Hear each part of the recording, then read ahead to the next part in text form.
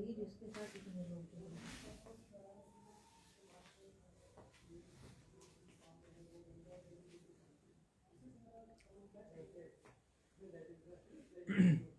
हरिओम।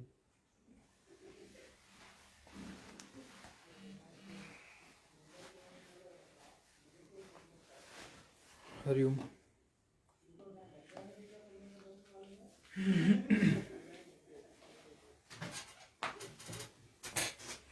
हरिः ओम्।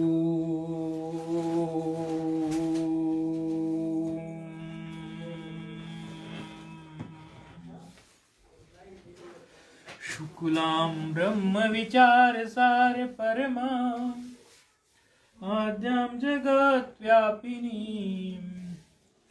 वीणा पुस्तकधारिणीं भयदां ध्यान्यन्धकारापहां हस्ते स्फाटिकमालिकां विदधतीं पद्मासने संस्थितां वन्दे तां परमेश्वरीं भगवतीं बुद्धिप्रदां शारदाम् येनाक्षरसमाम्नाय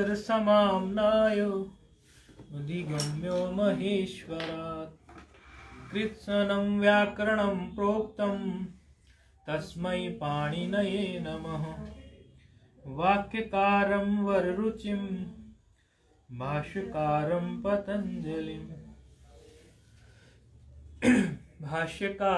पतञ्जलिं पाणिनिं सूत्रकारं च प्रणतोऽस्मि मुनित्रयम् नत्वा सरस्वतीं देवीं शुद्धां गुण्यां करोम्यहं पाणिनीये प्रवेशाय लघुसिद्धां कौमुदीम् ऐं ह्रीं ऋक् ऐं ऐऔच हयवरट् लण् यमगणनं झभय घड़दश जबगड़दश खप चट चट तौ कपय सससर हल इति माहेश्वराणि सूत्राणि।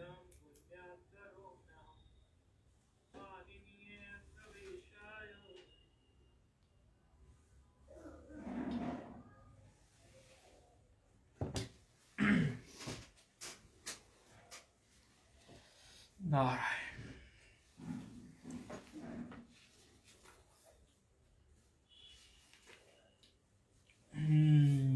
आज तो टेम्परेचर भी थोड़ा कम है।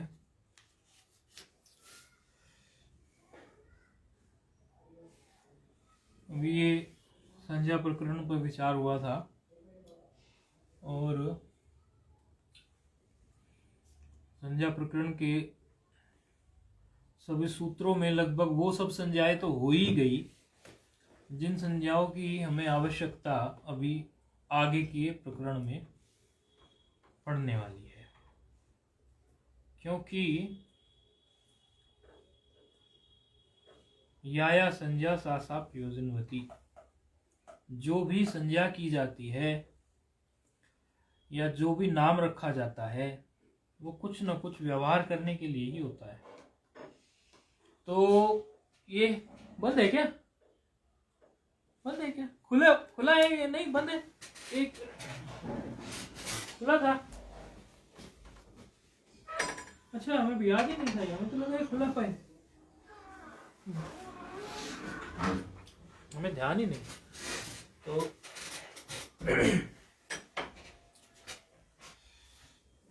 या संज्ञा सा प्रयोजनवती, तो जो संज्ञाएं हमने इसमें की हैं वो सब अब आगे के प्रकरण में हमारे सामने आएंगी। इसी कारण जो है संज्ञा प्रकरण में उतनी संज्ञाएं तो हमें बता ही दी गई जिससे हमारे आगे के जो प्रकरण हैं वो पूरे हो जाएं। तो आगे का जो हमारा प्रकरण चालू हो रहा है बहुत इम्पोर्टेंट है, बहुत जरूरी है। और समझो कई जगह तो, कई संस्थाओं में, कई मिशन में, कई एकेडमीज में 3 चीज ही केवल पढ़ाते हैं मात्र, क्योंकि लघु सिद्धांत कौमुदी की जो यात्रा है वो थोड़ी बड़ी पड़ती है, तो इसलिए ये संधि, कारक और समास, और संधि, कारक और समास पर पुस्तक भी उपलब्ध है जिनके माध्यम से वो पढ़ाते हैं। समझ में उससे ये आता है कि संधि प्रकरण बहुत ही ज्यादा इंपॉर्टेंट है। समास है, संधि है, ये सब इंपॉर्टेंट चीजें हैं। तो संधि प्रकरण को बहुत तल्लीनता से, बहुत अच्छे ढंग से समझ लेना, पकड़ कर लेना। यात्रा पाणिनीय प्रवेशाय है, पूरी लघु सिद्धांत कौमुदी की है, लेकिन अगर किसी को थकान हो या कुछ हो तो वो थकान कम से कम संधि के समय में तो उतार के फेंक दे अपनी, क्योंकि संधि प्रकरण शुरू हो रहा है और अब थकान नहीं चाहिए। तो अथाच संधि ही, अथ के जो अर्थ हैं, एक तो मंगलवाची अथ है, ब्रह्मा जी के मुख से अथ शब्द निकला है, और ओम और अथ ये दोनों मंगलकारी हैं। अथ बोलने से भी वही मंगल है जो ओम बोलने से है, ऐसा शास्त्र में वर्णित है। अच संधि अच के लिए है, मंगलकारी भी है अथ शब्द का अर्थ, और अनंतर भी है। अथ शब्द के कई सारे अर्थ होते हैं। यदि कोई व्यक्ति पूरी गंभीरता से इसको देखना चाहता है कि अथ शब्द के कितने अर्थ होते हैं, तो कहाँ है आपको पता होंगे, कहाँ उपलब्ध है? आप खोल रहे थे ना, मुझे लगा इसीलिए खोलेंगे आप। पेज 79 पर जाइए, वहां इसका एक आपको बोधन मिलेगा, आप उसको बाद में अपनी कॉपी में लिख लेना। यहाँ अधिक उस पर विचार हमें नहीं करना है, वो जो प्रकरण आएगा तब करेंगे, लेकिन आप उसको 79 पेज पर जो लिखा हुआ है उसको आप देख अवश्य लें, ताकि आपको थोड़ा सा आइडिया तो हो ही जाए कि अथ शब्द के अर्थ के लिए इन्होंने क्या बोला। टिप्पणी में पेज 79 पे मिला, अथो अथेति, मंगलानंतर, आरंभ, प्रश्न, ये सब इसके अर्थ हैं। तो ये आप समझो, जहां अथ संधि, अथात संधि लिखा है वहां थोड़ा टिक कर दो कि ये इसका अर्थ जो है पेज उतने पे। यदि अभी नहीं लिख पाए तो बाद में आप लिख पाएंगे, लिख सकते हो कि पेज 79 के टिप्पण में ये उपलब्ध है। यहाँ पर 2-3 अर्थों को लेकर बात है। एक तो अनंतर को लेके है, क्योंकि इसके पहले संज्ञा प्रकरण हुआ, यानी संज्ञा प्रकरण पढ़ने के अनंतर हम अच संधि पढ़ते हैं। दूसरा, मंगलकारी कारण से भी माना जाता है कि ये मंगलकारी है, उस दृष्टि से भी अथ को यहाँ लिया गया है। अथ आ गया तो अथाच संधि। तो अब जो है हमारा संधि प्रकरण शुरू हो रहा है। तो व्याकरण में 2 ही चीजें होती हैं मेलन के लिए, एक समास और एक संधि। ये कई बार बात कही जा चुकी है कि समास 2 पदों के बीच होता है और संधि 2 वर्णों के बीच होती है। नहीं, ये तो अच की तो बात अच की है, वैसे सामान्य संधि शब्द की बात, सामान्य यहाँ अच की बात है। और इसमें भी शास्त्रार्थ है जो आपको कभी किसी ने बताया भी नहीं होगा।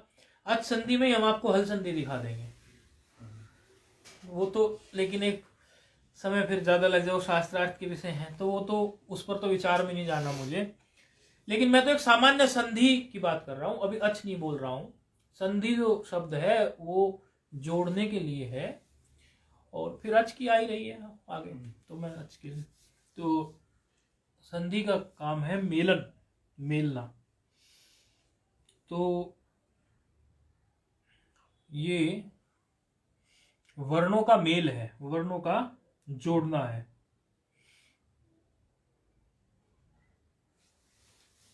चलो करते हैं शुरुआत, जोड़ने का काम तो करना चाहिए।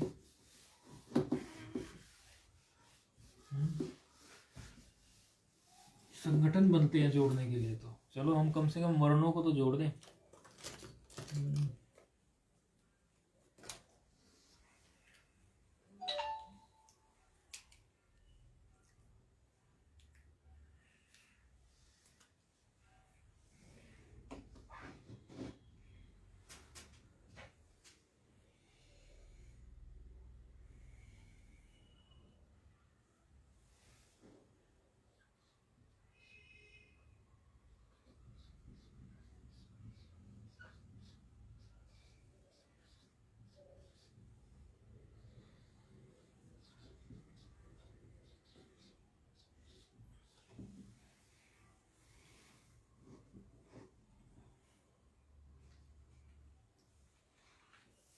ये अनुस्वार, ये पस्वर्ण है, सूत्र छोड़ दिया हमने लगाए बिना, वो लगा के ही संधि लिखना है।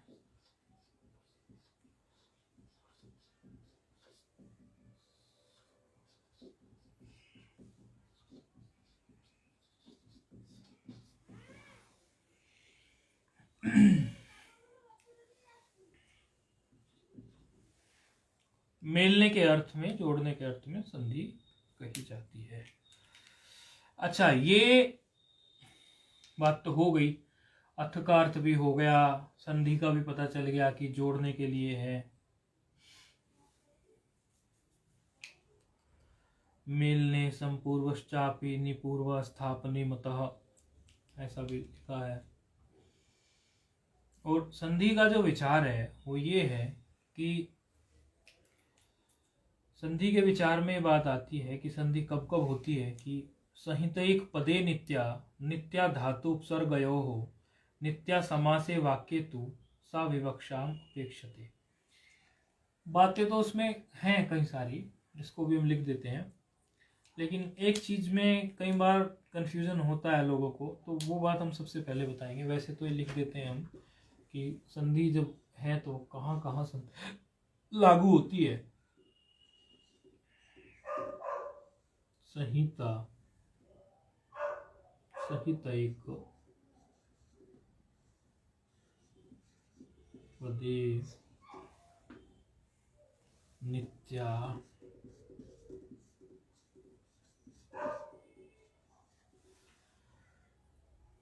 नित्य धातु उपसर्गयो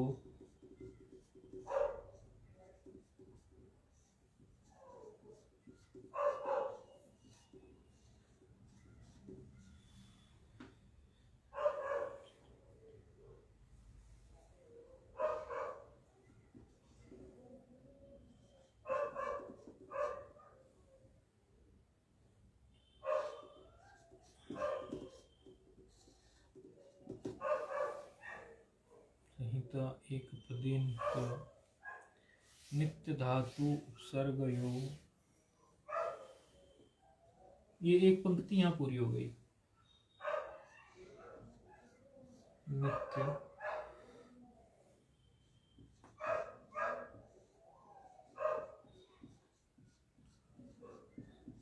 नित्य समासे वाक्ये तु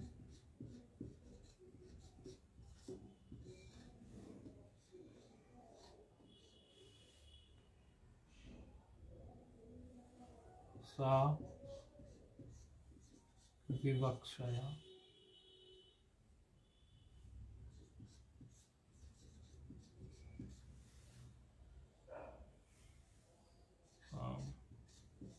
अपेक्षते।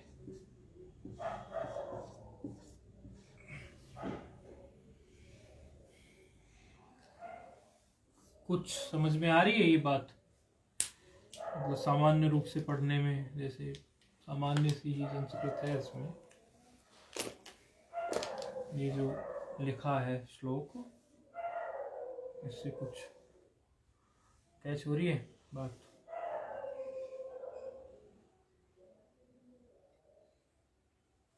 हो रही है कुछ? आप कुछ महाराज ये बात पहले सुनी हुई लगती है? नहीं है कि सुनी हुई है? सुनी हुई है। हाँ। तो क्या कह रहे हैं ये श्लोक, थोड़ा बताइए। कुछ अगर आइडिया सा हो तो, नहीं होगा तो चर्चा कर ही रहेगा, इसमें तो कोई ऐसी बात नहीं।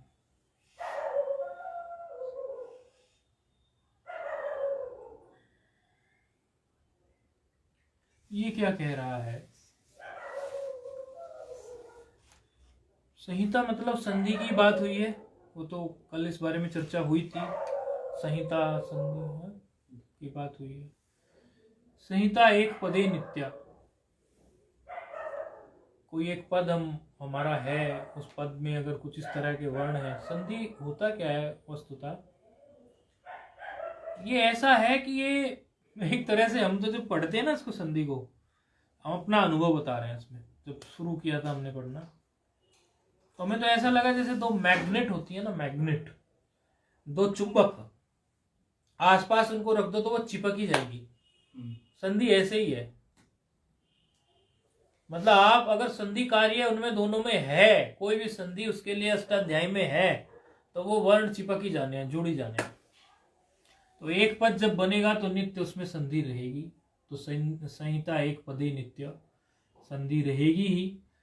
नित्य धातु उपसर्गयो, धातु और उपसर्ग का जब मेलन होता है, कोई धातु हमने ले ली और उसके पहले हमने कोई उपसर्ग ले लिया और उनमें कोई ना कोई ऐसा सूत्र हमारा बैठ गया कि जो संधि सूत्र है, तो वो अवश्य ही संधि हो ही जाएगी, रुकेगी नहीं। मतलब ये अनिवार्य बात है, क्योंकि अंतिम पंक्ति में फिर एक छूट छाट की बात आएगी, इसीलिए पहले अनिवार्य बात कही।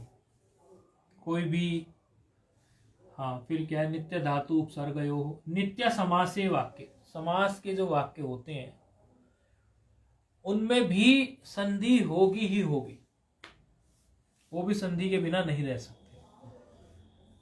अब ये सबसे इंपॉर्टेंट बात है, यहां कई बार लोगों को कंफ्यूजन रहता है, इससे कंफ्यूजन दूर होगा। वो समास में, हाँ समास की बात हुई, वाक्य तू सा नित्य समास है, यहां तक समास की बात चल गई। वाक्य तू सा विवक्षाम अपेक्षिते, वाक्य जब कोई भी बोला जाएगा और जब कोई वक्ता बोलता है ना, बोलने वाला जी, वो संधि करे के ना करे, संधि तोड़ के बोले, विच्छेद करके बोले या पूर्ण बोले, ये उसकी छूट देता है, उस पर निर्भर है वक्ता पर। मतलब उसको ये त्रुटि युक्त नहीं है, यदि लिखने में आ गया तो अवश्य ही उसको संधि कार्य करना पड़ेगा। लेकिन जब वो व्याख्यान दे रहे हैं, जैसे अपने हम देखते हैं शास्त्र में कई बार अध्ययन में, तो वो अवग्रह चिन्ह को वो कभी तोड़ के बोल देते हैं आकार को, कभी बिना तोड़े, तो ये चीज है वो छूट देने वाली। इसीलिए कभी संधि तोड़ के आप लोगों ने बोल दी, जब हम पढ़ रहे थे गुरुजी से, तो एक दिन उन्होंने हमें एक बड़ा सा पद दे दिया। अब पता नहीं, हमने तब तक संधि पढ़ी भी नहीं थी, लेकिन पद तोड़ के पढ़ने की कोई पुरानी आदत थी क्या थी, हमने उसको पढ़ दिया। तो वो उनको ये था कि हम पूरे पद को पढ़ें, ऐसा का ऐसा ही, उनका ये था, लेकिन हमने तोड़ के पढ़ दिया। तो उनका चेहरा थोड़ा बदल गया। हमने कहा क्या हुआ? बोले नहीं कुछ नहीं, तुमने तो तोड़ के बोल दिया। मैंने कहा त्रुटि युक्त हो गया क्या? बोले नहीं त्रुटि युक्त तो नहीं है। तो अर्थात तोड़ के बोलना, वक्ता जो बोल रहा है वो बोला जा सकता है उसको, तो इसीलिए ये चीज उसको छूट देती है। तो ये तो हो गई हमारी अथ के बारे में पता चल गया। और अच तो आपको पता ही है, नो है, उन्हीं नो के जो जोड़ने की जो तरकीब है वो संधि प्रकरण में हमें पता चलती है। अब ये जो संधि प्रकरण जो शुरू हो रहा है, तो संधि प्रकरण में हम ये देख रहे हैं कि यहाँ पर आज जो मांडुक्य में होगा, तो समझो मांडुक्य में भी ये जिक्र चला था। यदि आज कोई मांडुक्य में रहा होगा तो मांडुक्य में भी ये जिक्र चला था कि प्रकरण क्या होता है। आई थी ना ये बात, कोई था प्रकरण की बात आई थी, याद है? तो वहां से क्लियर हो गया होगा आपको, क्योंकि अर्थात संधि प्रकरणम है, ये संधि प्रकरण शुरू हो रहा है, तो वहां से आपको प्रकरण का मतलब पता चल गया होगा कि प्रकरण का मतलब होता क्या है। कुछ आइडिया? नहीं, समझ आ गया था कि याद नहीं। अच्छा, प्रकरण का मतलब ये होता है शास्त्र एक देश से संबंधित हो, शास्त्र के एक देश से जो संबंध होता है, क्योंकि पूरे शास्त्र की चर्चा प्रकरण नहीं कर सकता। प्रकरण का मतलब ही ये होता है कि वो जो शास्त्र है उसके किसी एक देश को लेकर हम चर्चा करेंगे केवल। ये चर्चा इसीलिए चली थी क्योंकि मांडुक्य कारिका की शुरुआत जब हुई तो मांडुक्य कारिका में ये प्रश्न खड़ा किया कि ये तो कारिका है, ये तो प्रकरण है, श्रुति नहीं है, इस तरह का विचार हुआ। तो फिर कहा हाँ ये प्रकरण ही है, श्रुति नहीं है, और प्रकरण के लक्षण को ये पूरा करती है। ये श्रुति के एक देश को लेती है, उसका अब श्रुति जो है, इतने वेद जो हैं उनमें से एक देश को वो उन्होंने ले लिया। अथर्ववेद से, अथर्ववेद के ब्राह्मण भाग से मांडुक्य उपनिषद को लिया गया, या मंत्र भाग से, आप बताओ। हाँ, और प्रश्न और मुंडक मुंडक ब्राह्मण। तो ये उनके किसी एक देश की बात हुई, इसीलिए वो पूरे प्रकरण की बात नहीं, वो पूरे शास्त्र की बात नहीं। इसलिए प्रकरण का मतलब ही ये है कि शास्त्र के किसी एक देश का मतलब किसी एक हिस्से को लेकर चर्चा हुई है। देश का मतलब किसी एक हिस्से को लेकर, नहीं तो कई लोग फिर देश का मतलब वो निकाल लेंगे पाकिस्तान, हिंदुस्तान, वो देश नहीं। तो यहाँ इन्होंने इसके लिए प्रकरण की बात कही। और एक दूसरी बात यह है कि स्पष्ट ही दिख रहा है हमें कि संधि की बात अभी यहाँ पे आई है। शास्त्र में तो 4000 सूत्र है, संधि में सारे सूत्र थोड़ी हैं, तो स्पष्ट है प्रकरण ही है, ये प्रकरण ही है ना। तो इस तरह विभाग रहते हैं शास्त्रों के, वो प्रकरण ग्रंथ कहते हैं उनको। जो भी आप लोग बार बार ये बात सुनते होंगे, तो ये कॉन्सेप्ट आपके दिमाग में क्लियर होना चाहिए। यदि कोई ये कह दे कि अरे ये कहाँ से, बोले ये उस प्रकरण ग्रंथ से है, ये प्रकरण ग्रंथ है, तो प्रकरण ग्रंथ का मतलब अब क्लियर हो गया होगा आप लोगों को, सुबह भी हो गया होगा, नहीं तो अभी हो गया होगा। प्रकरण का मतलब है किसी एक ही केवल हिस्से की बात होती है, जब पूरे के पूरे शास्त्र की चर्चा नहीं होती, उसको प्रकरण कहते हैं। इसलिए श्रुति से बाकी सब जो है, जैसे पंचदशी है, प्रकरण ग्रंथ है, इस तरह ये सब प्रकरण ग्रंथ होते हैं। तो वो प्रकरण का मतलब यहाँ पर भी संधि प्रकरण शुरू हो रहा है, तो सारे 4000 सूत्रों की बात नहीं है, प्रकरण की बात है, संधि प्रकरण। तो ये तो था थोड़ा सा एक संधि के विषय में एक व्यवस्था, एक भूमिका। सबसे पहला सूत्र इसका आता है हमारा, सबसे पहला सूत्र है इको यणची। इको यणची, इसको लिख लेते हैं। और इको यणची को, इसमें एक बहुत बढ़िया बात आएगी निकल के, तो उसको भी मैं सामने रख लेता हूँ, कभी बताना ना भूल जाऊँ। ये तो लिख लिया होगा ना, सही तो एक पदे नित्या, मतलब एक पद बन रहा हो तब भी संधि होगी, धातु और उपसर्ग हो तब भी संधि होगी, समास हो तब भी संधि होगी, और बाकी चौथी जो बात है वो वक्ता पर निर्भर करती है, वो संधि करे ना करे। वक्ता बोल रहे हैं उस केस में संधि हो या ना हो।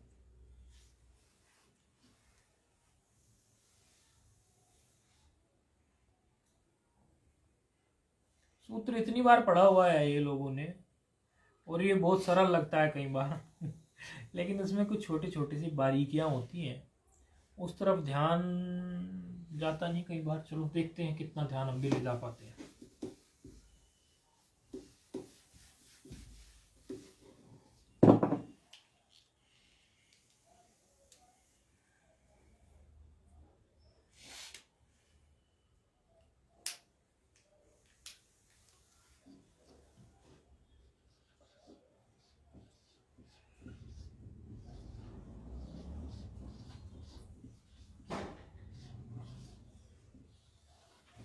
बड़ा बढ़िया सूत्र है, बड़ा फेमस सूत्र है, बड़ी प्रसिद्धि है इस सूत्र की हर जगह प्रसिद्ध है ये। 6174 इसका क्रमांक है। और पहले इसकी हम विभक्ति तोड़ लेते हैं। इकह, नंबर अलग अलग क्यों हो जाते हैं कई बार? 77 है क्या? मेरे पास एक दूसरी पुरानी पुस्तक है, ये नई पुस्तक है। एक व्याणो, ये तो विभक्ति बदल जाएगी एक वचन के, फिर वो भी सीधा जो है षष्ठी बदल जाएगा। अब षष्ठी के स्थान पर षष्ठी, ऐसे तो होगा ही नहीं। यणः लिखते ही षष्ठी हो जाएगी। फिर अची, एक षष्ठी, ये प्रथमा और ये सप्तमी। भाव सप्तमी कहते हैं इसको, भाव सप्तमी।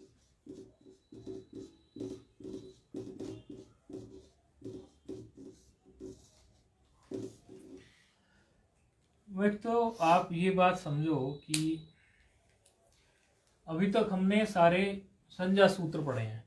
ये सबसे पहले एक सूत्र आया है जो विधि सूत्र है। तो संज्ञा सूत्र जो हमने पढ़े हैं उसका लक्षण दिखाया था, अगर किसी को याद हो तो बहुत अच्छी बात है, नहीं हो तो बेसन के लड्डू खा खा के याद कर लेना ठंड के मौसम में। है संज्ञा सूत्र का कुछ याद है? नहीं, अच्छा। तो संज्ञा सूत्र का लक्षण, ऑनलाइन वालों आप लोग जो है, अब मुझे ऐसा लग रहा है कि अब आप तो फोन लगाओगे नहीं क्योंकि सुनाना पड़ जाएगा। अब मैं स्वयं आपको फोन लगा के आपसे कॉल अटे वो लगा के पूछा करूंगा, मतलब एक दूसरी लाइन केवल क्वेश्चन आंसर के लिए चलेगी, क्योंकि अगर इस तरह से आप पूछोगे नहीं, डिस्कशन होगा नहीं, तो संधि कच्ची रह जाएगी। सिर्फ कथा सुनाने से मतलब नहीं है, इन लोगों की तो आमने सामने सब पक्की हो रही है क्योंकि प्रश्न भी पूछते हैं, लेकिन आप लोगों से कम्युनिकेशन जो है वो दोहरी नहीं हो रही, आप नहीं पूछ पा रहे या मुझे पता भी नहीं चल रहा। तो अब संज्ञा प्रकरण का उस में जो हम पढ़ के आए हैं संज्ञा सूत्र की परिभाषा, वो आप लोगों को पता नहीं हम कैसे सुने। तो आप ध्यान रखो, अब आगे से फोन कॉल भी आपकी रहा करेगी, सुना जाया करेगा। हाँ, देख लिया कुछ संज्ञा सूत्र का लक्षण नहीं लिखवाया था, लक्षण नहीं लिखवाया? अच्छा, फिर ये तो हमारी गलती है, फिर आपने याद नहीं किया तो उसमें फिर आपकी गलती नहीं है। नहीं, आपने नोट किया, हमने नहीं लिखवाया तो फिर वो हमारी गलती है, हम लिखवाते हैं इसको संज्ञा सूत्र, क्योंकि हमने ये सोचा था कि जो जो सूत्र आता चला जाएगा ना तो उसका उस समय पे लक्षण बता देंगे, तो ये रहेगा कि वो पक्का हो जाएगा फिर। तो चलो, और हमें लग रहा है हमने बता दिया था लेकिन नोट हुआ नहीं। शक्ति नियामकम, अब कुछ आया याद? ऐसा कुछ बोला था हमने, शक्ति नियामकम सूत्रम संज्ञा सूत्रम।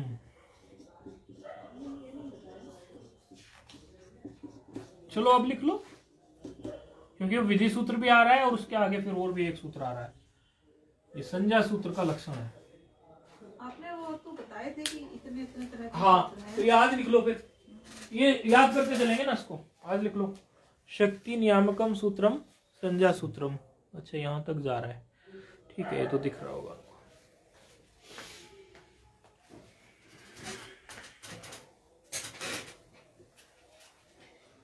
ज्यादा तेज चल नहीं रहे हैं तो छोटी छोटी चीजें तैयार करते चलेंगे ना। और अब मैं पूछा भी करूंगा, अभी तक मैंने पूछना शुरू नहीं किया है, अब मैं पूछा भी करूंगा क्योंकि पक्का हो जाएगा ना पूछने से, वो ऐसे कच्चा रह जाएगा। शक्ति नियामकम सूत्रम संज्ञा सूत्रम। भाई नाम में उसकी शक्ति होती है कि नहीं होती है? नाम में नामी की शक्ति होती है कि नहीं होती है? संज्ञा में संजी की शक्ति होती है कि नहीं होती है? तो शक्ति नियामकम कैसे होती है तो बताइए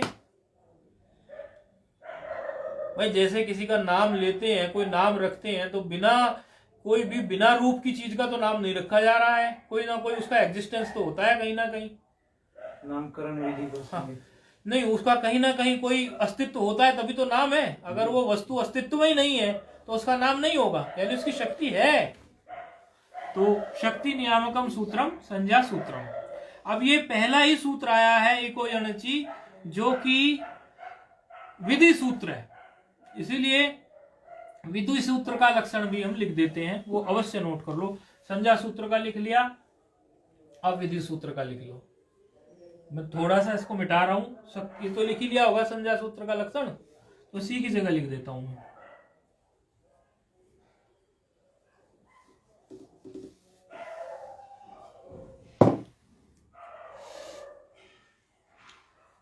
अपूर्वार्थ बोधकत्वम, यही है ना?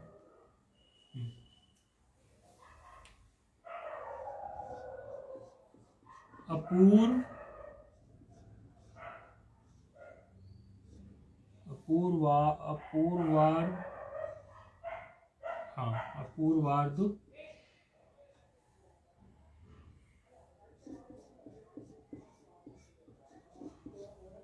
बोधकम सूत्रम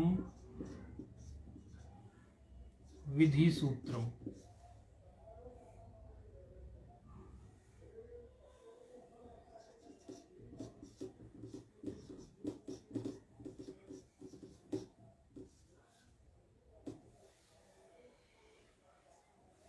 भाई ये अपूर्वार्थ बोधकम सूत्रम विधि सूत्रम, ये पंक्ति का मतलब तो पता चल रहा होगा।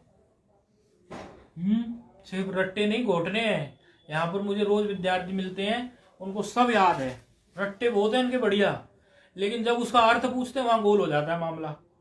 तो वो फिर ज्ञान मतलब 50% में रह गया, क्योंकि रटना भी जरूरी है, लेकिन 50% हुआ ना वो, तो 50% उसको जानना भी है।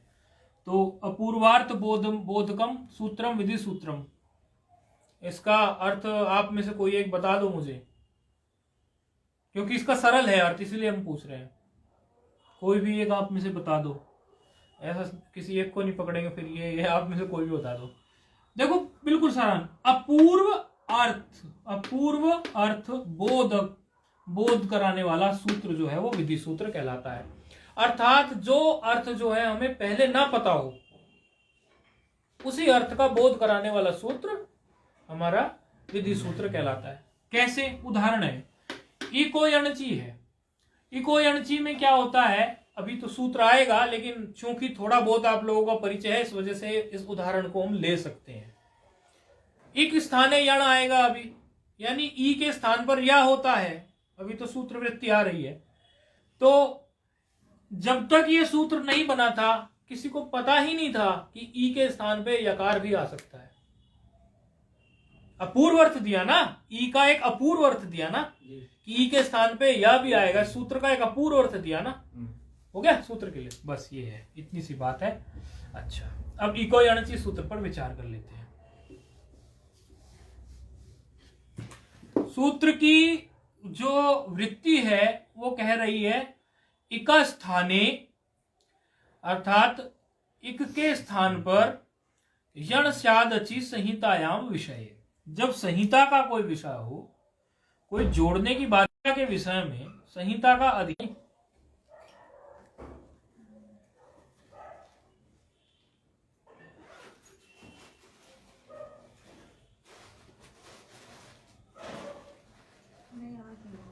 कोई बात नहीं। ये सूत्र कौन सा है? 6-1-74, 6-1-77, तो 6-1-72 से और 6-1-72 से लेकर 6-1-84 तक, मुझे अगर सही याद है तो, मेरे पास तो पुस्तक है, अभी देख सकता हूं। ये संहिता का अधिकार चल रहा है। 6-1 अभी निकालते हैं इसमें, 6-1-72 से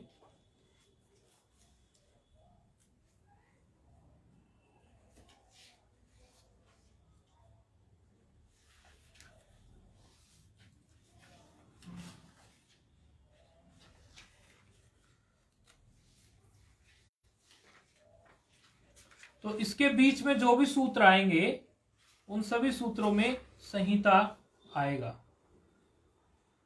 इसी तरह कई सारे अधिकार चलते हैं, अधिकार सूत्र होते हैं, और अधिकार आता है तो वो उतने सूत्र तक, जहां तक उसका अधिकार हो उतने सूत्र तक वो पद जाते हैं। तो संहिता पद भी यहाँ, हाँ 72 है, 72 है।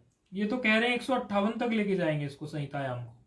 संहितायाम जो सूत्र है, एक 6-1-72, वो 6-1-158 तक ले जा रहे हैं, ये तो वहां तक जाएगा इसका अधिकार।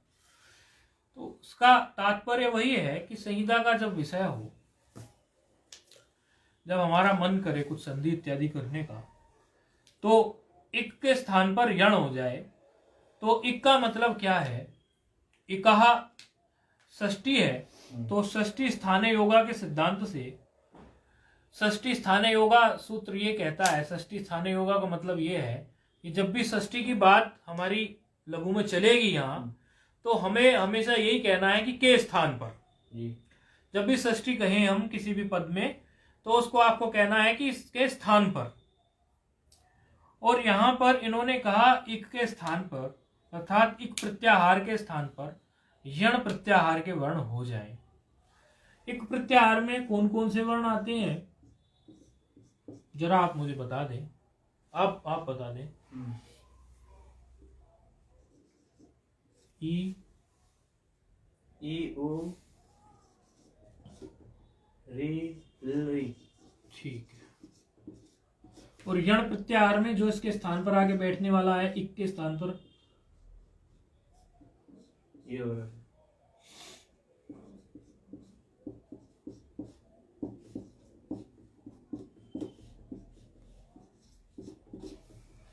इक के स्थान पर यण आ जाए। अच्छा, कब आ जाए? जब अच परे हो। जब अच परे हो। तो इन्होंने सिर्फ इतनी बात कही कि इक के स्थान पर यण आ जाए जब अच परे हो, और उन्होंने एक ऐसी ही कंडीशन दे दी।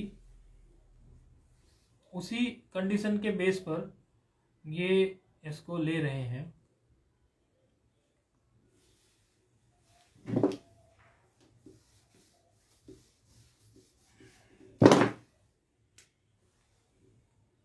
सुधी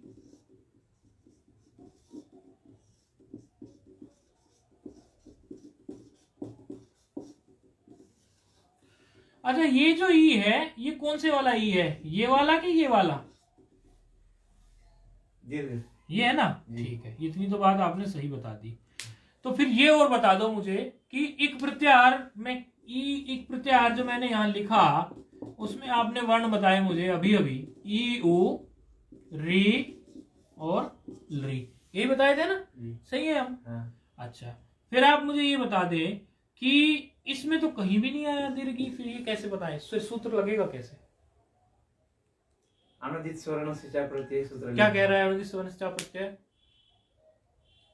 अविद्यमान अन वो अपने स्वर्ण के संज्ञक होते हैं। हाँ, इसका मतलब ये हुआ कि इस ई से इस ई का भी ग्रहण हो जाएगा, और ये ई कितने प्रकार की है? 18 प्रकार। ठीक है, वो भी 18 प्रकार का है, और री कितने प्रकार का है? 64 प्रकार का। 30। री दोनों मिला के नहीं, री लिख दिया 30 प्रकार का। री कितने प्रकार का, अभी बताइए आप। ये तो यही तो मतलब री तो चलो 30 प्रकार का है, री भी बता दीजिए। री 12 का है। 12 और 18 थे दोनों। नहीं, वो तो थे, लेकिन मतलब री तो हमने, आपने बोला 30 प्रकार का, हमने लिख दिया। री को कितने प्रकार का लिखा? 12 लिखना है। 12 लिखना है। कितने लिखना है? क्या लाइव नहीं जा रहा क्या? उधर फोन आ गया एकदम। हाँ, दिख नहीं रहा क्या?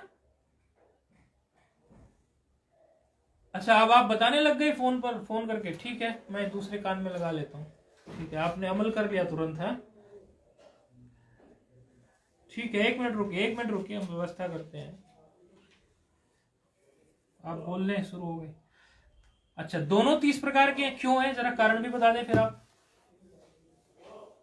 बताइए।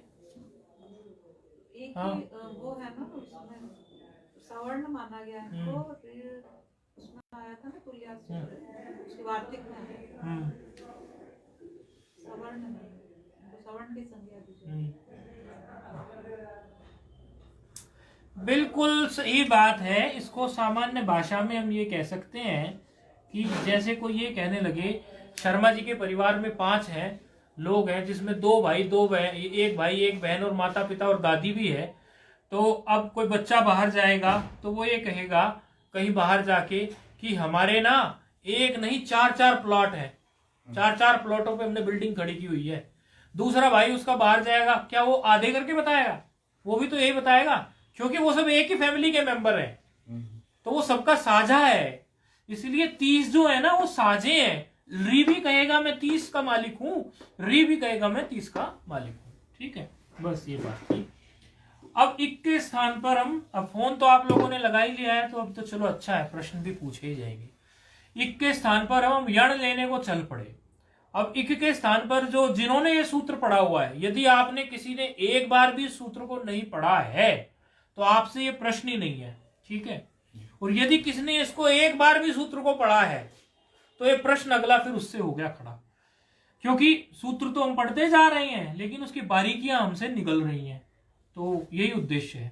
अब मुझे ये बता दो कि ये इसमें जब हम ये सुधी धन उपास्य लिख देते हैं, इसके बाद फिर अगले सूत्र को लाने के लिए एक छोटा सा शास्त्रार्थ सा करते हैं पढ़ाने वाले लोग।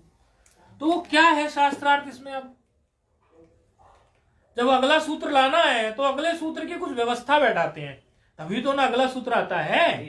तो क्या बात बोलते हैं वो सुधी धन उपास्य लिख के, फिर कल को आप लोगों को पढ़ाना है ना, इसीलिए पक्का रहना है। पढ़ाने से अभ्यास पक्का होता है और बाकी कुछ नहीं। मतलब कुछ बोलते हैं वो जब पढ़ाते हैं आचार्य लोग, है ना, कुछ बोलते हैं कि नहीं, तो बता दो। अब फोन पे भी हो आप लोग भी, तो आप भी बताओ। अब तो आपने बढ़िया कर दिया, फंदा आ गया आप लोगों के गले में, अब तो प्रश्नों के उत्तर देने पड़ेंगे। अब ये नहीं चलेगा कि री और री तो जानते थे तो झट से फोन करके बता दिया, ये तो हम जानते हैं 30 प्रकार के होते हैं। तो ये भी बता दो, सूत्र आप लोगों ने भी ये पढ़ा होगा। तो इक के स्थान पर जब हम यण करने चल पड़े हैं तो इक में 4 वर्ण हैं, ई उ री, और उसमें हमारे जो है 4 वर्ण हैं, य वर ल, उस तरह से। तो क्या शास्त्रार्थ ऐसा लेके आते हैं कि अगला सूत्र आगे खड़ा हो जाता है? फिर बोलो। हाँ ठीक है, ठीक है, आप लोगों को दिखना चाहिए, मुझे तो दिख रहा है क्योंकि मेरा तो थोड़ा फिर भी उधर भी जाना चाहिए। हाँ उधर भी जाएगा। आप बता सकते हैं, आप बता सकते हैं? कोई याद विस्मृति हो गई है मुझे पता है, लेकिन इक में 4 वर्ण है और यण में भी 4 वर्ण है। ठीक है, तो कौन से इक के चारों वर्णों में किस, मतलब इक यहाँ इसके हिसाब से ई के स्थान पर आएगा, लेकिन यण में जो 4 हैं उनमें से कौन सा आएगा? ठीक है, और बताइए। इसमें घटाइए ना, इसमें घटा दीजिए, सुधी धन उपास्य में घटा दीजिए उस बात को जिससे सूत्र लाना पड़ जाएगा अभी पाणिनि जी को। स्थान पर यण होना चाहिए। हाँ, तो अब यण में 4 वर्ण है, तो य व र ल में से कौन सा वर्ण आएगा? कौन सा वर्ण आएगा? उसके लिए अगला सूत्र आ रहा है, उसके लिए तो तीसरे नंबर का सूत्र आएगा। अभी जो इससे जस्ट आगे का सूत्र आने वाला है, पहले तो उसकी व्यवस्था जमाओ, क्योंकि ये सूत्र आपको पता है सीधे 5-6 सूत्र चलते हैं इस रूप को लेके। अगर एक एक हमने सूत्र को नहीं समझा तो वो 5-6 की सीक्वेंस में आनंद नहीं आएगा। तो वो जो 5-6 सूत्रों की सीक्वेंस बनेगी उसमें एक एक पॉइंट हमें ये बताओ, इस सूत्र को क्यों लाना पड़ा, इसको क्यों लाना पड़ा, इसको क्यों लाना पड़ा, वरना अंत में हम उसको जोड़ तो देते हैं लेकिन उनका पता नहीं रहता। नहीं, इक कौन सा वाला ले? हाँ, तो इक कौन से वाला मतलब इक में ई उ री र है। हाँ, तो उकार भी है, स के साथ हाँ, उकार जुड़ा हुआ है। हाँ, तो वहाँ वाला इक में चेंज आएगा या धकार? आप कैच कर रहे हैं। तात्पर्य ये है कि इक प्रत्याहार की जो बात हुई है, उन्होंने कहा कि इक के स्थान पर यण होना चाहिए। तो इक के स्थान पर यण होना चाहिए तो ई उ री और री, इन तीनों के स्थान पर यण होना है। तो इस सुधी नामक शब्द में तो उकार भी इक प्रत्याहार के अंतर्गत आ गया, और धा के बाद में जो इकार है वो भी इक प्रत्याहार के अंतर्गत आ गया। तो कौन से इकार के जगह या उकार के जगह, क्योंकि दोनों ही इक में है, कौन से इक के जगह हम यण करें? एक प्रश्न। प्रश्न नंबर 2 ये क्या आया कि इक के स्थान पर यण करो और वो जो है आपको अच परे रहते करो। फिर कहेंगे कि ये देख लो आप जिसमें अच परे हो उसमें करना है। वो दो जब ये प्रश्न खड़ा किया पूर्व पक्षी ने कि इक के स्थान पर यण होना है, तो बोले उसमें क्या है, उसमें तो व्यवस्था आ गई, अच परे हो तो कर लो। तो अच तो यहां भी मिल रहा है कि सुधी में जो उकार है, ये उकार इक है और इक से परे ये इकार का अच भी मिल रहा है। भाई जो सुधी में उकार है ये इक के अंतर्गत आ गया। कंडीशन क्या है? कंडीशन ये है कि इक के स्थान पर यण करो अच के परे रहते, अची मतलब अच के परे रहते। तो अच के परे रहते जब आप करोगे तो अच के परे रहते आपको ये करना है, तो अच में तो इकार भी आ गया, धकार का इकार, तो अच परे मिल गया उसको, इधर इक मिल गया, तो इस इक के स्थान पर यण कर देना चाहिए। ये प्रश्न खड़ा हो गया। अच्छा, और दूसरे में देखो तो ये धा का जो इकार है ये भी इक है, और उपास्य का जो उकार है ये अच है, ये भी मिल गया। तो कौन सा करे? इसीलिए ये व्यवस्था नहीं बैठ रही थी। ये विधि सूत्र है और विधि सूत्र व्यवस्था नहीं बैठा पा रहा है। विधि सूत्र ने सिर्फ विधान कर दिया, क्योंकि विधि सूत्र का जो लक्षण है वो क्या है? अपूर्वार्थ बोधकम विधि सूत्र लक्षणम। ठीक है, विधि सूत्रम या विधि सूत्र लक्षणम। तो अपूर्व अर्थ तो इसने दे दिया कि इक के स्थान पर हमें यण करना है, लेकिन व्यवस्था नहीं बैठा पा रहा। तो व्यवस्था बैठाने के लिए फिर कौन से सूत्र आते हैं? उनको कहते हैं परिभाषा सूत्र। परिभाषा सूत्र का यही लक्षण होता है कि जहां कुव्यवस्था हो, कुव्यवस्था से सुव्यवस्था बनाए, और व्यवस्था नहीं हो तो वहां व्यवस्था बनाए। तो आगे अभी परिभाषा सूत्र आ रहा है तो परिभाषा सूत्र का आप लक्षण अवश्य लिख लें। अब आगे आ रहा है परिभाषा सूत्र। परिभाषा सूत्र कब आता है, कब जरूरत पड़ती है?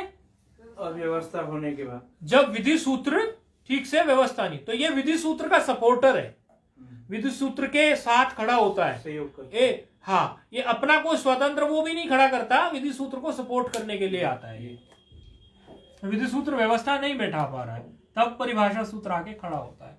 तो विधि सूत्र की ये परिभाषा सूत्र का आप लक्षण लिख लें। अनियमे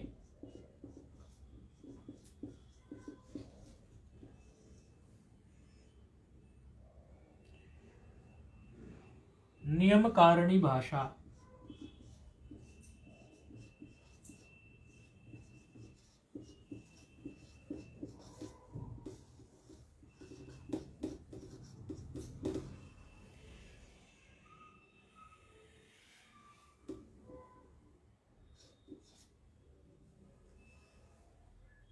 अनियमे नियम कारिणी भाषा कुव्यवस्थायां सुव्यवस्था संपादकम।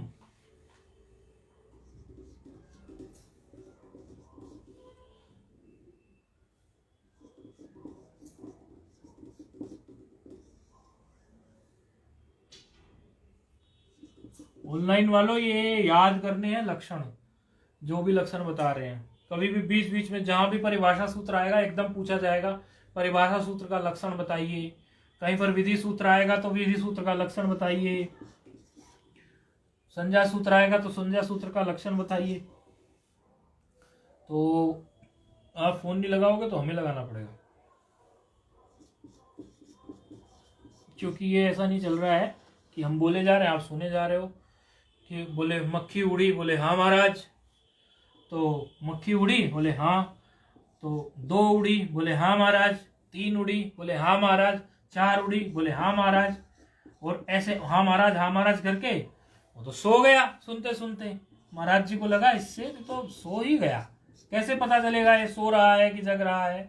तो बोले मक्खी उड़ी 5, बोले हाँ महाराज, पूरी की पूरी गुड़ की भेली लेके उड़ गई, बोले हाँ महाराज। अच्छा, 5 मक्खी पूरी गुड़ की भेली लेकर उड़ सकती है कभी? सो रहा है तो ऐसा नहीं है कि हम यहाँ पढ़ाए जा रहे हैं और आप आराम से उधर जो है नींद फरमा रहे हो, क्योंकि आजकल ऐसा भी चल रहा है, ऑनलाइन का चल पड़ा ना सिस्टम। तो लोग जो है होल्ड पे कॉल डाल देते हैं और लगभग उनके जो भी काम होते हैं वो उसी टाइम निपटाते हैं। मतलब पढ़ाई के टाइम पर सारे काम याद आ जाते हैं जब ऑनलाइन का पाठ चलता है। तो अभी जो ऑनलाइन है, ऑनलाइन जाने क्या सोच रहे हैं, ऐसा ना करें, पढ़ना पड़ेगा। तो अनियमे नियम कारिणी भाषा को व्यवस्थायाम सुव्यवस्था संपादकम सूत्रम परिभाषा सूत्रम। अब सूत्र आ गया, लिख लिया होगा आप लोगों ने। अच्छा जी, व्यवस्था बिगड़ गई थी, पता नहीं चल रहा था कि इक के स्थान पर यण कैसे किया जाए, तो अगला सूत्र आके खड़ा हो गया। तस्मिन्निति निर्दिष्टे पूर्वस्य। तस्मिन्निति निर्दिष्टे पूर्वस्य। हाँ, तो अब ये सूत्र आके खड़ा हो गया, तस्मिन्निति निर्दिष्टे पूर्वस्य।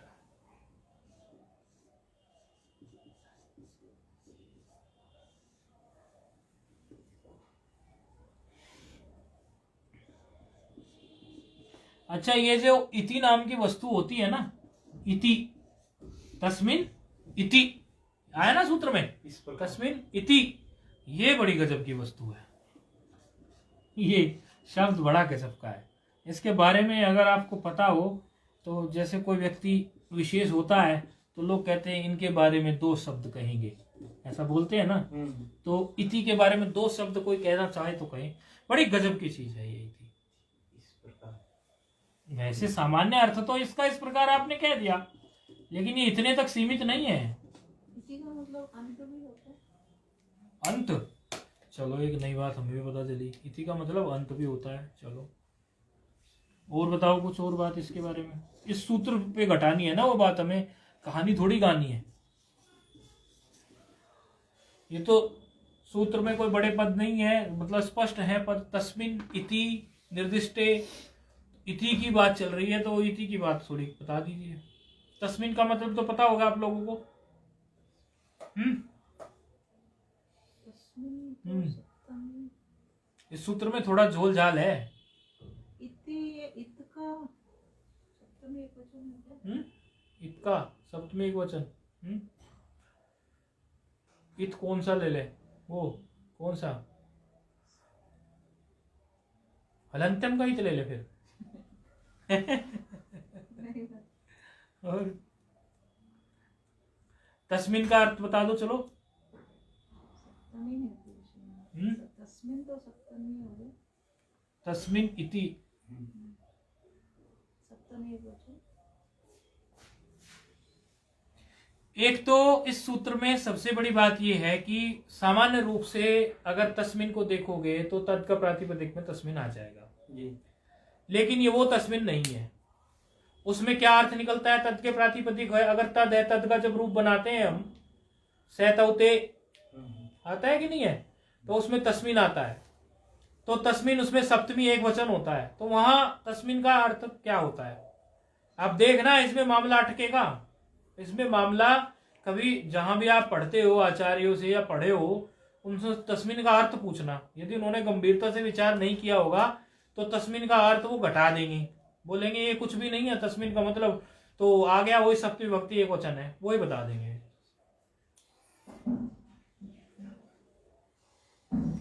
अच्छा, लेकिन यहाँ वो नहीं है, क्योंकि उसका अर्थ क्या निकलेगा, उसमें, उसमें निकलेगा कि नहीं, या उस पर, या तो उसमें या उस पर, में और पर आता है ना सप्तमी में, तो ये वो अर्थ यहां बनेगा ही नहीं, उस अर्थ से सूत्र का अर्थ ही गड़बड़ा जाएगा।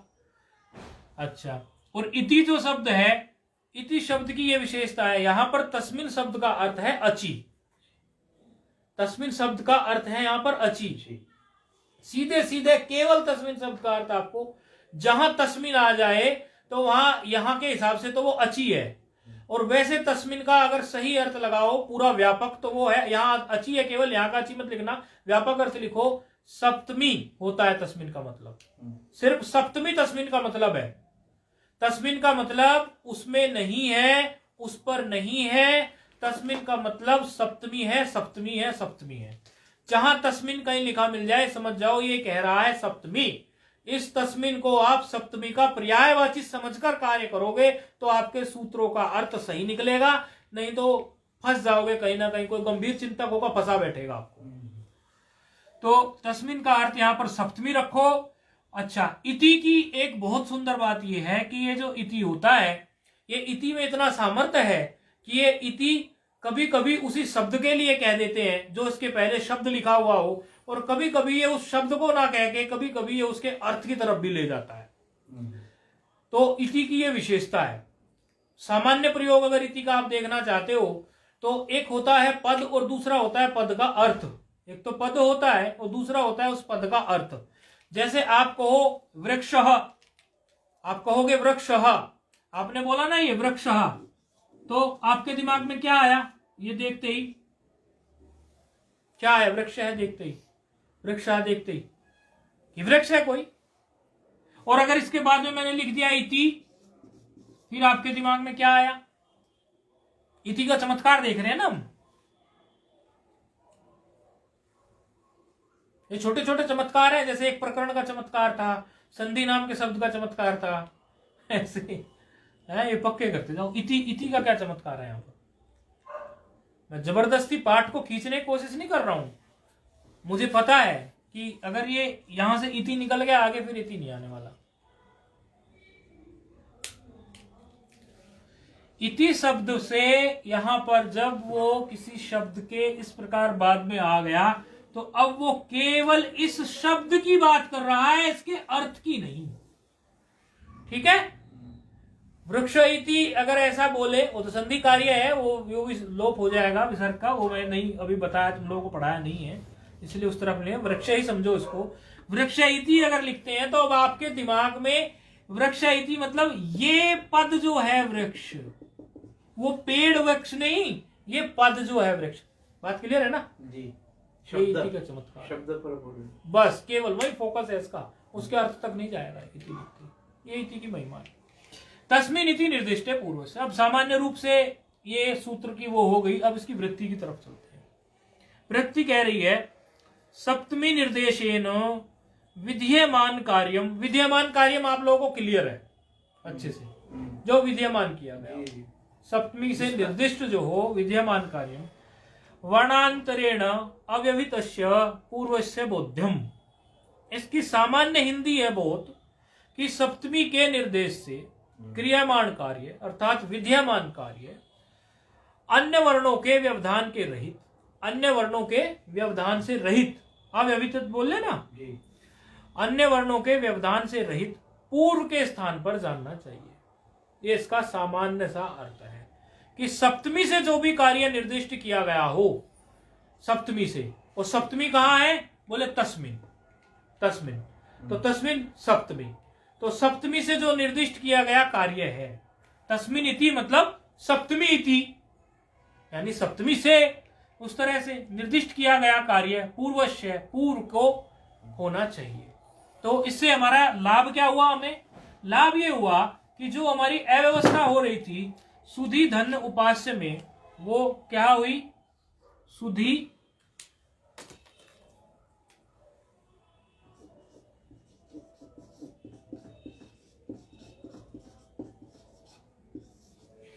इसमें उन्होंने ये कहा कि अची जो है सप्तमी निर्दिष्ट है, तो जो कार्य होगा सप्तमी निर्दिष्ट वो कार्य पूर्व में होना चाहिए और व्यवधान से रहित पूर्व में होना चाहिए, अर्थात उससे पूर्व में, अच से पूर्व में जहां व्यवधान ना हो ऐसा इक ले लो। अच के पूर्व में पहले ये व्यवस्था हो रही थी ना कि इक कौन से वाला लें, अच कौन से वाला लें, तो ऐसा इक ले लो जो अच के ठीक पहले पड़ता हो और उनके बीच में कोई व्यवधान उत्पन्न ना हुआ हो, ऐसा इक इसमें केवल ये इकार ही है। क्योंकि अगर ये उकार को आप इक मानेंगे और इस इकार को आप अच मानेंगे तो धकार का व्यवधान आपको मिल जाएगा। यदि आप कुछ और इसमें सोचने लगेंगे तो नहीं व्यवस्था बैठेगी। केवल एक ये इकार ही ऐसा इत है सुधी का इकार जिसमें जो है अच परे है और अच के और इक के बीच में कोई व्यवधान नहीं है और अच के पहले पूर्व में ये कार्य हो रहा है, इसीलिए यहां ये व्यवस्था इसकी बैठती है। तो यहां पर अब समस्या अभी ये तो हो गई सोल्व कि अब हमें कार्य क्या करना है, इस ई के स्थान पर हमें इस इक के स्थान पर यण करना है।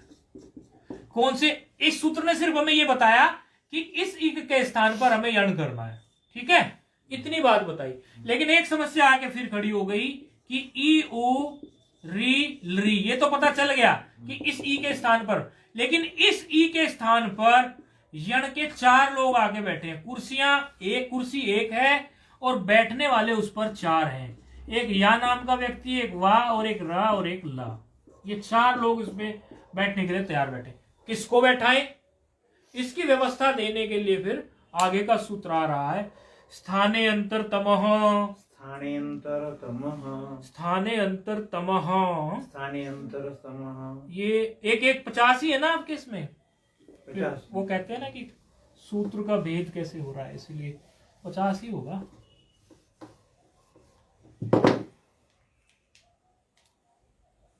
स्थाने अंतर तमः, स्थाने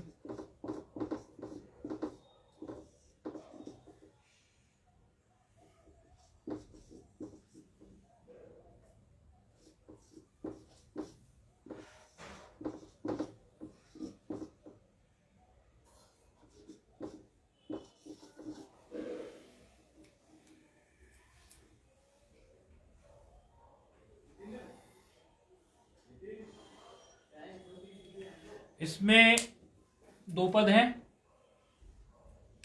स्थाने और अंतर तमः। स्थाने सप्तमी है और अंतरतमः क्या है, प्रथमा होगी, हाँ प्रथमा।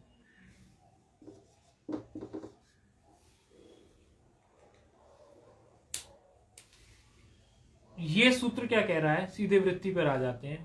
प्रसंगे सती, अर्थात जब कोई ऐसा प्रसंग आ जाए, सदृश्यतम आदेश स्यात्, ऐसा कोई प्रसंग आ जाए कि आपको देखना पड़े वर्णों का, ऐसी कोई प्राप्ति करनी हो तो ऐसे स्थान पर हमें जो सबसे सदृश्य वर्ण हो उसी का हमें आदेश करना चाहिए। अर्थात इक के स्थान पर जब आप यण की व्यवस्था नहीं बैठा पा रहे हो, ई के स्थान पर आपके पास 4 हैं, य व र ल, तो इसमें जो सबसे सदृश्य हो उसको बैठाओ। अब सदृश्य किस दृष्टि से होगा ये तो थोड़ा आइडिया आपको हो गया होगा, क्योंकि पीछे सूत्र पड़ गया है तुल्यास्य प्रयत्न स्वर्णम।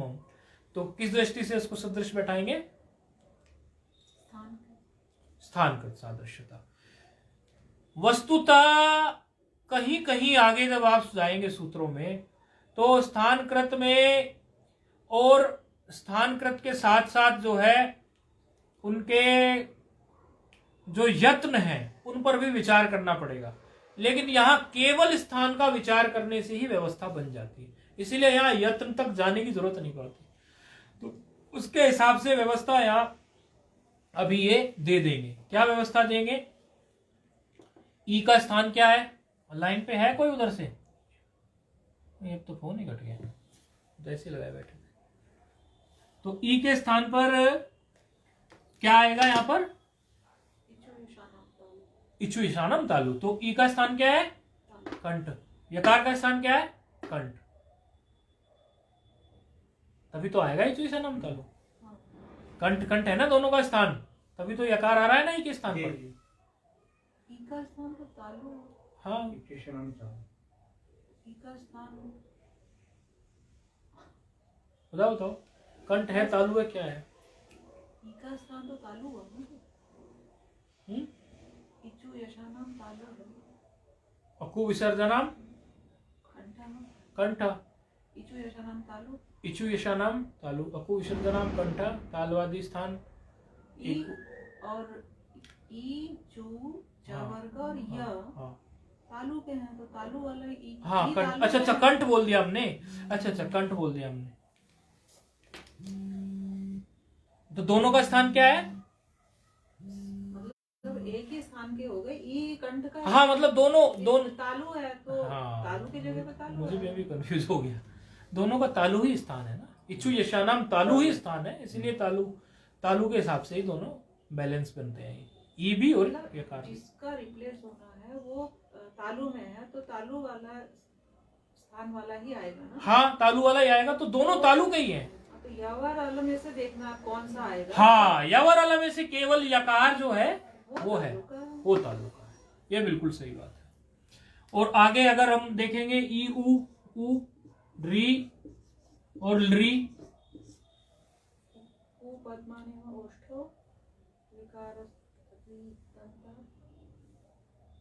तो ओष्ठ हो गया ना, तो बकार से ओष्ठम है, वो भी नहीं आएगा। स्थान बदलते तो स्थान अलग है, तालु वाला यही है यकार। तो तालु वाला इसके साथ सेटिंग बैठ रही है ना। जी ठीक है, बाकी उनके स्थान अलग। टाइम हो गया। अरे अच्छा, तो ई के स्थान पर यकार आ जाएगा, तो वहां पर सुधी में जो धकार का जो इकार है उसकी जगह पे धकार के इकार की जगह ये यकार आ जाएगा, और धन उपास्य। आगे की प्रक्रिया फिर देखते हैं। ओम पूर्णमदः पूर्णमिदं पूर्णात् पूर्णमुदच्यते पूर्णस्य पूर्णमादाय पूर्णमेवावशिष्यते। ओम शांति शांति शांति। आज तो पता ही नहीं चला टाइम का, वो तो मतलब समाज का समय भी चला गया, तो एकदम 3 तो हो गए, लेकिन और भी कई सारी चीजें वो हो जाती है ना, वो कवर भी करनी है। समझो कि